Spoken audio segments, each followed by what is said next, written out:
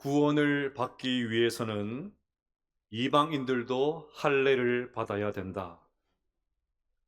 율법주의가 강한 성도들과 무슨 소리냐? 오직 예수님만 믿으면 구원받을 수 있다. 바울이 격렬한 논쟁을 벌였습니다.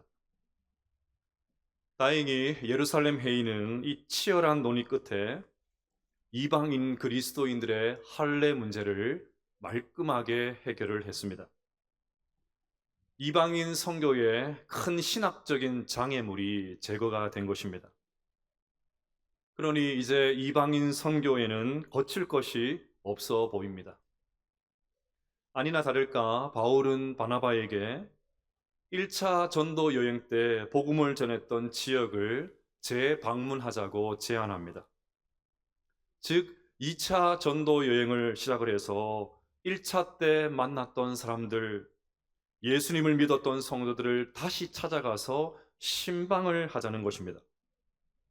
36절을 보시면 며칠 후에 바울이 바나바더러 말하되 우리가 주의 말씀을 전한 각 성으로 다시 가서 형제들이 어떠한가 방문하자 하고.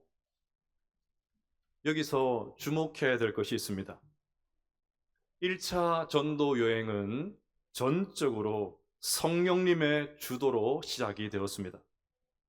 사도행전 13장 2절을 보면 주를 섬겨 금식할 때에 성령이 이르시되 내가 불러 시키는 일을 위하여 바나바와 사울을 따로 세우라 하시니.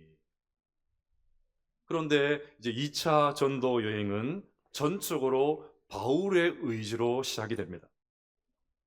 그만큼 바울에게는 불붙는 하나님의 마음이 있었다는 말입니다. 형제들이 어떠한가 방문하자. 바울은 전도하면서 만났던 수많은 사람들, 눈물로 기도해 주었던 사람들, 귀신을 쫓아내고 병자들을 고쳐주었던 사람들의 소식이 몹시나 궁금했습니다. 찾아가서 만나지 않고는 견딜 수가 없었습니다. 내가 복음을 전했던 사람들을 그 이후에 어떻게 지내고 있을까? 계속 교회는 출석하고 있을까? 시험에 들지는 않았을까? 혹시나 이런저런 어려움들 때문에 자칫 신앙을 버리지는 않았을까? 여러분, 이것이야말로 진짜 선교사의 마음 아닐까요? 이것이 저와 같은 목회자의 마음이 되어야 되지 않을까요? 어디 목회자뿐이겠습니까? 구역장, 부구역장, 교회학교 교사들, 중직자, 직분자, 모든 봉사자, 모든 성도들의 마음도 바울과 같은 마음이 되어야 될 줄로 믿습니다. 일전에 제가 섬겼던 교회는 국내 이주민 가운데 특별히 베트남 사역을 열심히 했습니다. 국내 정착을 도와주고 한글과 컴퓨터를 가르쳐주고 또 의료 서비스를 제공하고 법률 문제를 해결해주고 함께 예배드리고 식사하는 사역을 매주 가졌습니다.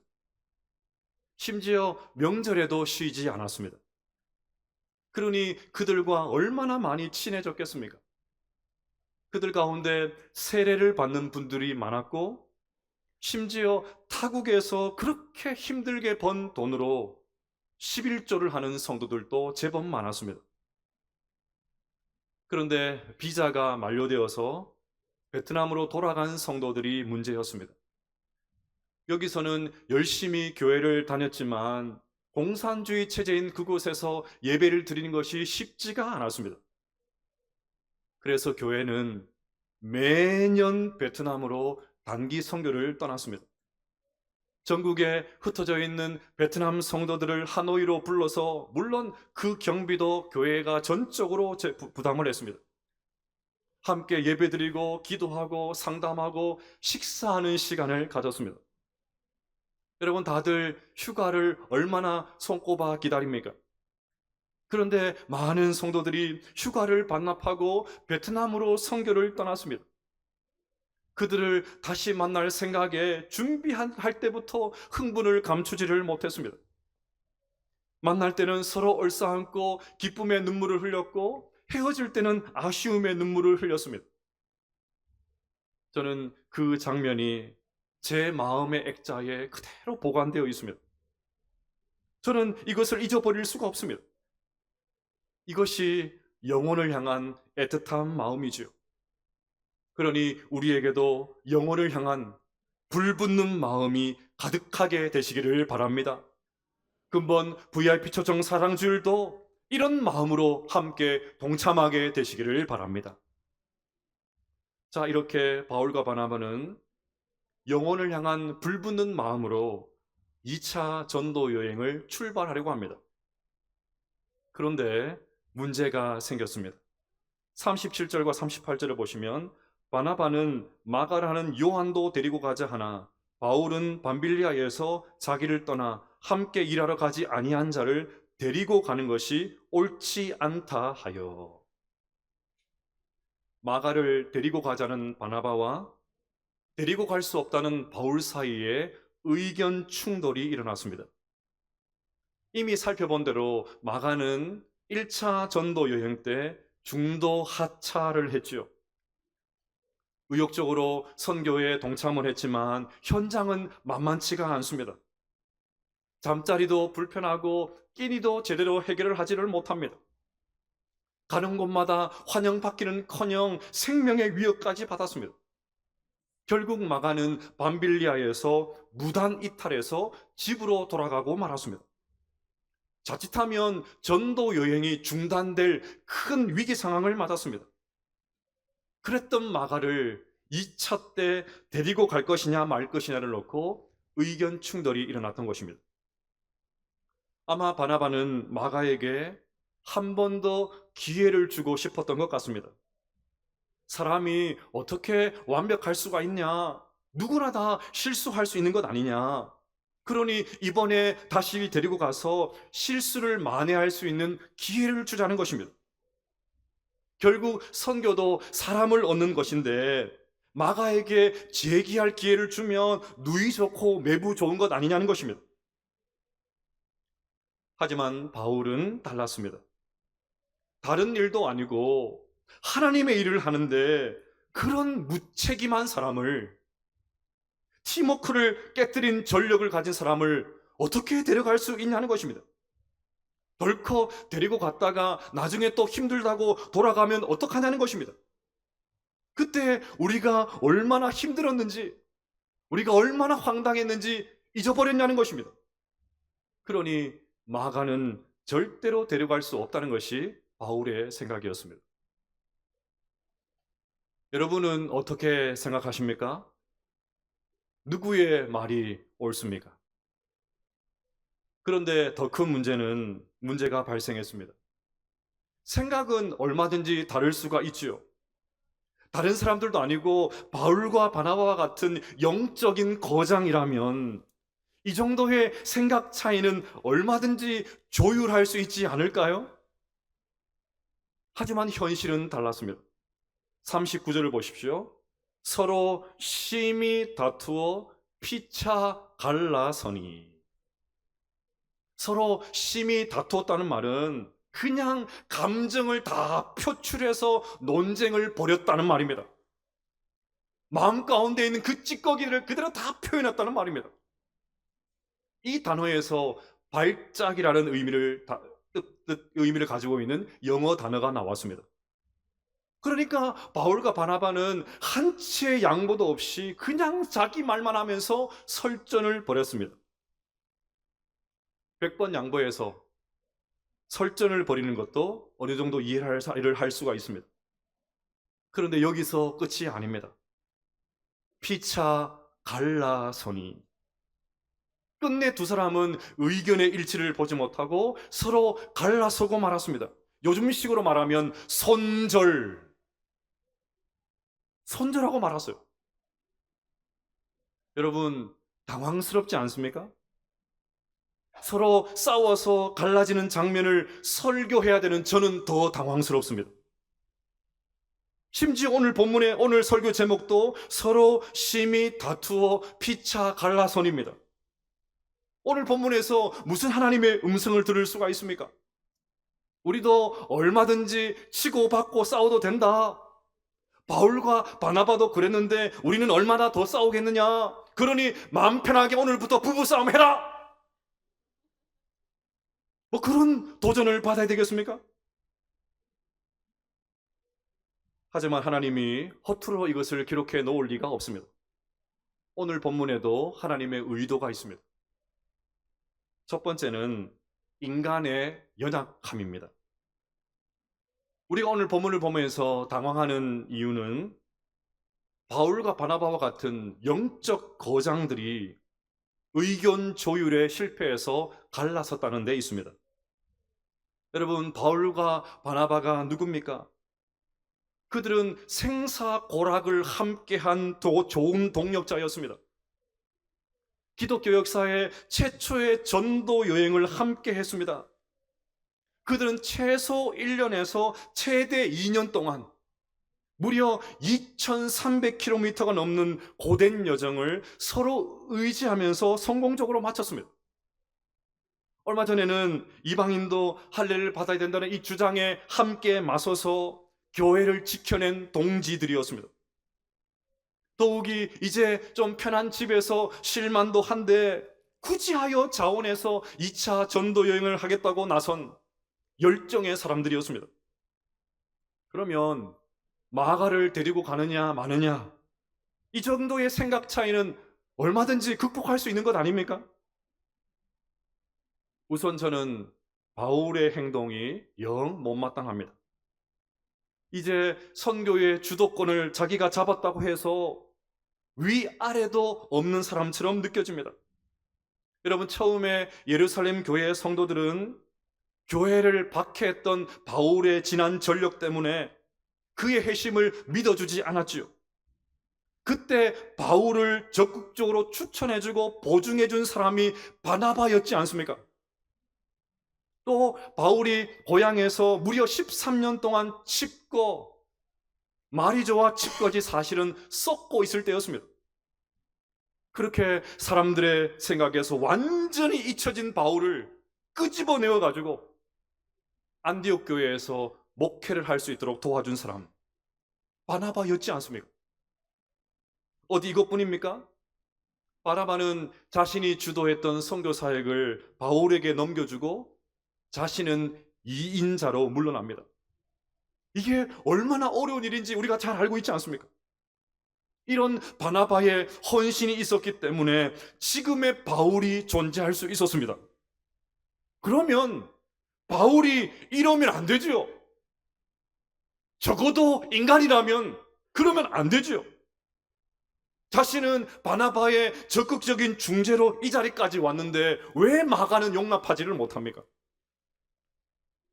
이것은 바나바도 마찬가지입니다. 여러 번 말씀드렸듯이 바나바는 별명인 바나바가 본명으로 알 정도로 대단한 위로의 사람이었습니다. 그의 따뜻한 성품으로 처음 교회는 여러 차례 위기를 넘겼습니다.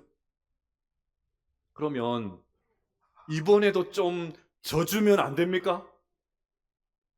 그렇게 따뜻한 사람이었으니까 이번에는 좀 그냥 못 이기는 척 해주면 안 됩니까?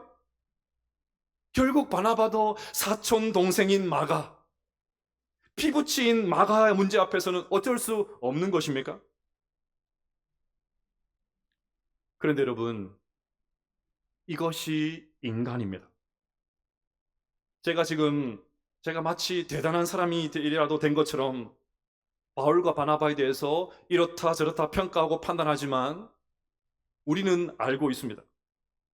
우리도 생각의 차이를 좁히지 못하는 얼마나 편협한 사람인지, 얼마나 간단하게 다시는 안 볼 것처럼 내 갈 길을 가는 사람인지, 얼마나 쉽게 사람들과 등을 돌리는 매정한 사람인지, 우리도 그들과 별반 다르지 않습니다.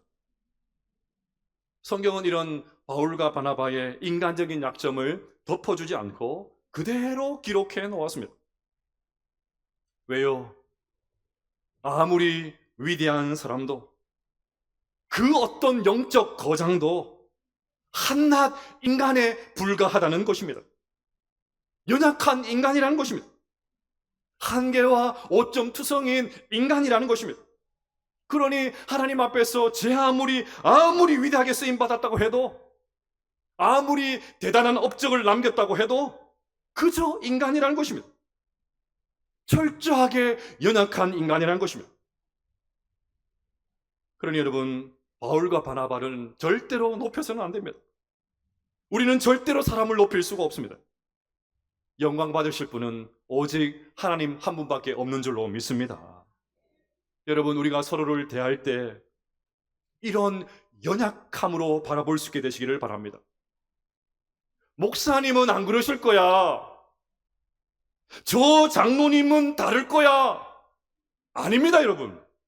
똑같습니다. 저를 긍휼의 눈으로 바라봐 주시면 좋겠어요. 목사님은 화장실도 안 갈 거야. 무슨 소리입니까, 그게? 저 인간이 왜 그래? 어떻게 저럴 수가 있나? 인간이라서 그러는 것입니다, 여러분.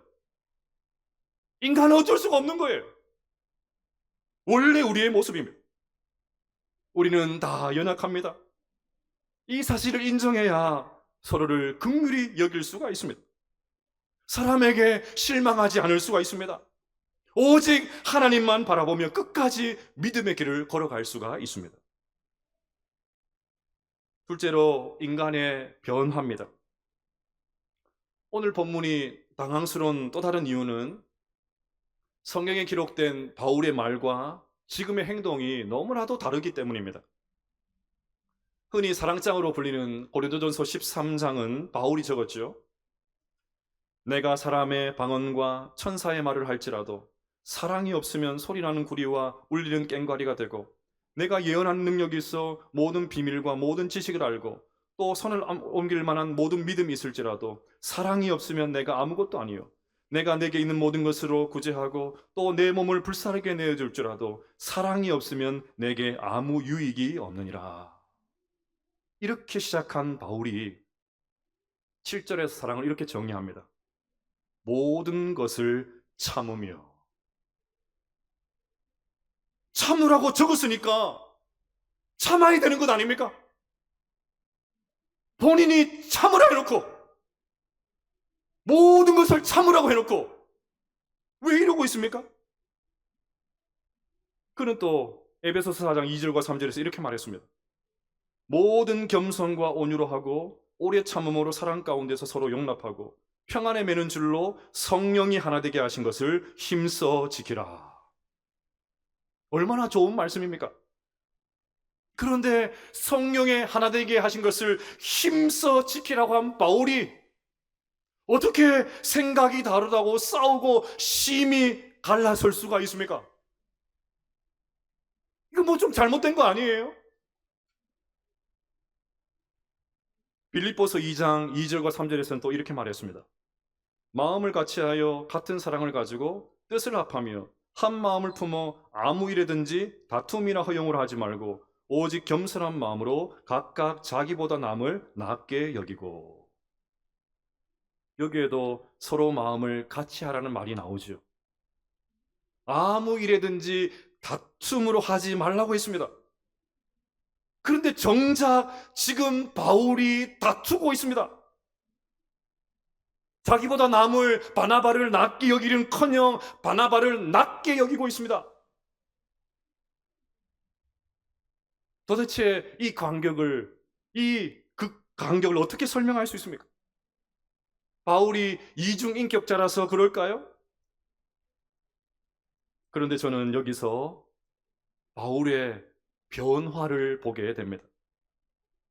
지금 우리가 살펴본 구절들은 전부 바울이 오늘 본문의 일을 겪은 이후에 적은 것입니다.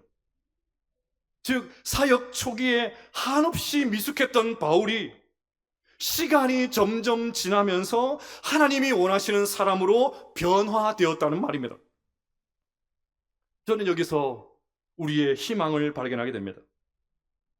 앞서 말씀드린 대로 우리는 연약합니다. 한계를 가지고 있습니다. 실수투성입니다. 우리는 완전하지 않습니다.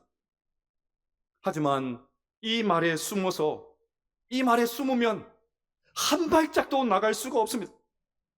그것이 우리의 변화없음의 변명이 될 수가 없습니다. 이것은 비겁한 변명입니다.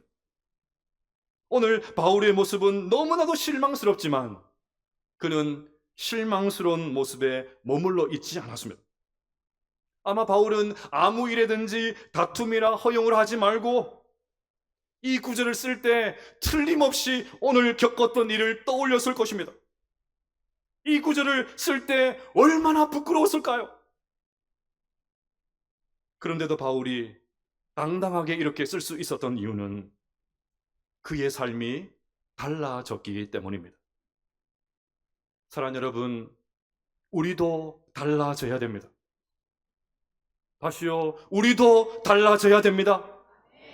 얼마든지 우리도 달라질 수가 있습니다. 제가 설교 때 자주 드리는 말씀이 있습니다. 신앙의 연수를 자랑하지 말고 우리의 변화를 자랑하자. 여러분 한번 고백해 보십시다. 신앙의 연수를 자랑하지 말고 우리의 변화를 자랑하자. 우리 연양교회 성도들은 모든 마음판에 이 문장을 그냥 다 새겼으면 좋겠어요. 직분 자랑하지 말고 우리의 변화를 자랑하는 것입니다. 내가 아무리 신앙생활 오래 했어도 변화되지 않았다면 입 딱딱 다물고 우리의 변화를 자랑해야 돼. 날마다 변화되어져가는 우리의 모습, 날마다 그리스도의 인격을 닮아가는 우리의 모습, 날마다 성령의 열매가 맺혀가는 우리의 모습, 그 모습을 자랑해야 됩니다.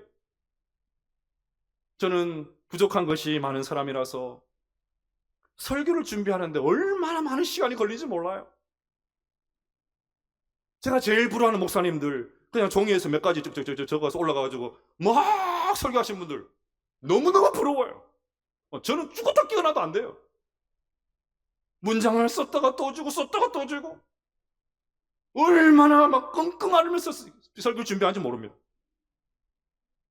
그렇게 힘들게 준비한 설교가 그냥 허공에 울리는 메아리로 지나가고 그 일로 아무 일도 없었더라. 그러면 그만큼 원통한 것이 없을 것 같습니다. 그러니 매주 선포되는 말씀을 나의 말씀으로 받고 우리의 삶이 점점 변화되어지는 그 은혜가 있게 되시기를 주님의 이름으로 축복합니다. 셋째로 하나님의 완전하심입니다. 바울과 바나바가 서로 다투고 갈라서는 것이 당황스러운 세 번째 이유는 얼마 전에 예루살렘 회의에서 이방인 성도들의 할례 문제를 은혜롭게 매듭지었기 때문입니다. 바울과 바나바는 첨예하게 주장이 대립되는 그 상황 속에서 그 주장들이 어떻게 원만하게 결론 내려지는지 분명히 보았습니다. 그때 보았던 이 성숙한 변론과 인내심 가득했던 이 경청을 지금 상황에 적용했더라면 얼마나 좋았겠습니까? 그런 진한 아쉬움이 남아요. 자, 그런데 중요한 것이 있습니다. 중요한 것은 하나님은 바울과 바나바의 다툼과 결별에 대해서 어떤 판단이나 어떤 평가도 하지 않으셨다는 것입니다. 이것이 오늘 설교에서 가장 중요합니다. 우리는 바울과 바나바를 보면서 이런저런 평가를 하지만 하나님은 어떤 평가도 하지 않으셨습니다. 바울, 배은망덕하게 바나바한테 받은 사랑이 얼만데 네가 그럴 수 있냐? 1인자가 되더니 내가 널 좀 사랑해 주니까 눈에 보이는 것이 없냐? 그러지 않으셨습니다. 바나바, 명색이 네가 위로의 사람이란 별명 가진 네가 어떻게 그럴 수가 있냐? 3,000벌 되는 네가 참았어야지. 연장자인 네가 참았어야지. 도대체 나이를 어떻게 먹으냐? 하나님께서 그러지 않으셨습니다. 여러분, 오늘 우리가 확인한 것처럼 우리 인간은 연약합니다. 그 영적인 거장이었던 바울과 바나바도 완전하지 않습니다.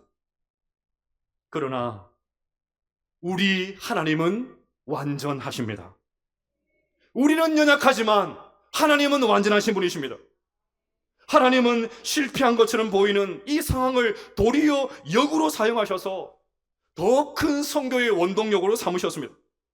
합력하여 선을 이루셨습니다. 하나님은 이 인간들이 저질러 놓은 이 우울한 불화, 이 말도 되지 않는 싸움마저도 위대한 하나님의 역사를 위한 재료로 사용하셨습니다. 물론 이것이 우리의 다툼을 정당화주는 그 구실이 될 수는 없습니다. 하지만 하나님께서는 이 일로 한 개의 팀이었던 선교팀을 두 팀으로 만드셨습니다. 선교의 지경을 더 확장시키셨습니다. 우리 39절부터 41절까지 말씀을 읽어보겠습니다. 시작.